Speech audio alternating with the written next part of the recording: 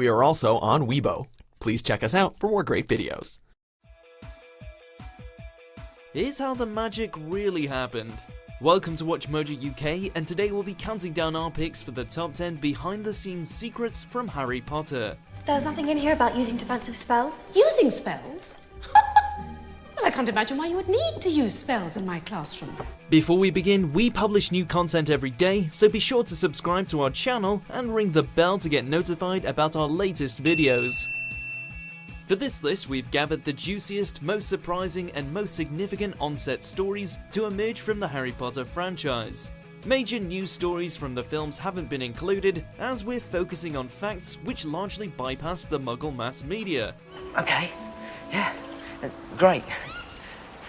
Fine, no problem. Number 10, Harry was hungover. If you've got something to say, don't be shy. Spit it out. The Boy Who Lived may have been one of the world's best-loved heroes, but Daniel Radcliffe was a bit of a rogue at times. Having grown up under intense public scrutiny, the actor has often admitted to being bleary-eyed on set, claiming that some crucial Potter scenes were filmed whilst he was nursing a hangover. You just have to tell me.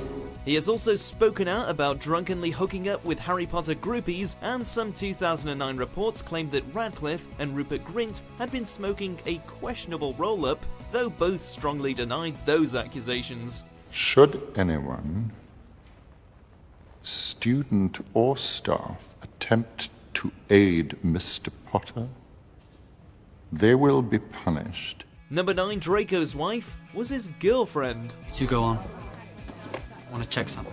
While the epilogue continues to divide opinion with fans, it did afford an opportunity for a very small, though quite romantic cameo. Just before Harry's heart-to-heart with his son, we catch a fleeting glimpse of Draco with his family, including his wife Astoria. She was played by Draco actor Tom Felton's then-girlfriend, Jade Olivia. The pair had met on set, where Jade worked as a stunt coordinator and extra, and they were together until 2016. I know what you did, Malfoy. You hexed her, didn't you? Number 8, Jason Isaacs was caught stealing. From one famous Slytherin to another, and Draco's father, Lucius Malfoy. What's the use in being a disgrace to the name of wizard if they don't even pay you well for it? An all-out baddie in the movies, he earned a slice of bad boy rep behind the scenes as well, because he had a tendency to steal stuff. First he tried to nab his character's wand, and then he tried to pinch some copies of the Daily Prophet. He failed on both occasions. But casual pilfering was supposedly rife across the Potter set, with one famous anecdote centering on a pile of gold coins which were supposedly swiped as mementos while filming Philosopher's Stone. Number 7, Emma Watson almost quit. How could I be so stupid? In the mid-2000s, and particularly after filming finished for the 3rd and 4th movies, contract speculation rumbled through the cast, particularly among the younger cast members. Daniel Radcliffe is said to have seriously considered ditching his role following Goblet of Fire, concerned that Harry would hamper the rest of his career, but Emma Watson reportedly came the closest to quitting. The actress was worried that the intense schedule would distract from her education. She needs to sort out her priorities. Thankfully, a balance was struck, Hermione went unchanged, and Emma eventually graduated from the prestigious Brown University. You really are the brightest witch of your age. Number 6, Neville was wearing a fat suit. And who might you be, young man? Neville Longbottom. Since Harry Potter, and after years of playing the awkward and lumbering Neville Longbottom, Matthew Lewis has made many a headline as a surprisingly handsome chap. But in truth, the actor was never a dead ringer for Neville in real life, as he wore a fat suit for a lot of his scenes. In fact, the assumption that Lewis himself was chubby caused the child actor some distress while filming. I'll fight you! And Lewis's misfortune doesn't end there. While shooting Order of the Phoenix, Helena Bonham Carter ruptured his eardrum with an over-enthusiastic thrust of her wand. Ouch. How's Mum and Dad? Better now they're about to be avenged. Number 5, there was no need for love potions. Mimicking most of their on-screen characters, a lot of the Potter cast were rumoured to be romantically involved at some time or another, with some stories proving more reliable than others. I think I love her.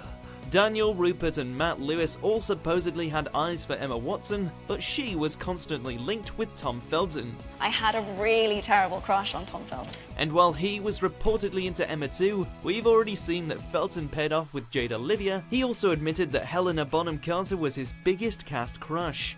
Then there was the Bonnie Wright-Jamie Campbell-Bower engagement, but that was called off in 2012. It's all quite confusing.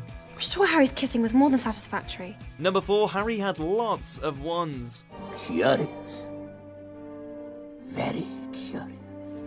You've heard it said that the wand chooses the wizard, but Harry's chose him at least 80 times. Daniel Radcliffe's often foolish wand-waving resulted in many a broken prop, so his weapon of choice was replaced countless times.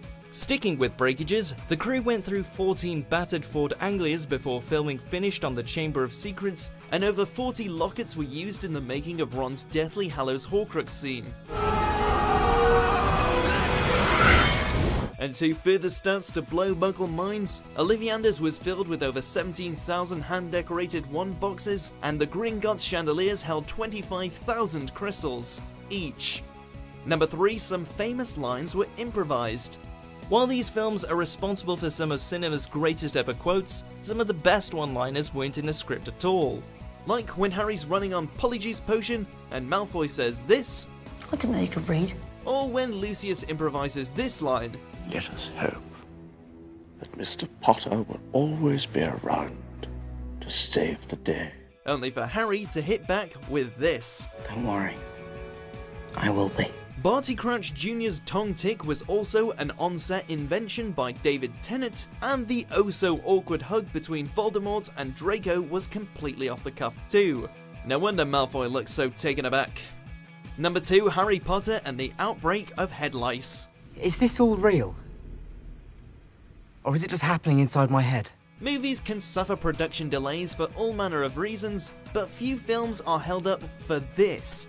Cast and crew were forced off set during shooting for the second Potter installment when the majority of youngsters, and some of the adults, caught a bad case of nits. Harry! What?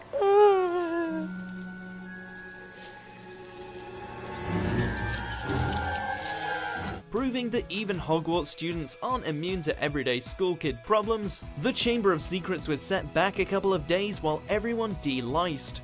Let's take him to Hagrid. He'll know what to do. Madame Pomfrey was working overtime. Number 1, Alan Rickman knew Snape's story from the start. Or important parts of it at least. Concentrate, Potter. Focus. Snape's final memories are an absolutely pivotal moment in the films and books, revealing where the character's loyalties really lay. But while the plot twist at the Pensieve caught Harry by surprise, it was no shock for Snape's actor Alan Rickman. J.K. Rowling let Rickman in on specific details about his character's history, particularly his love for Lily prior to filming Philosopher's Stone. After all this time.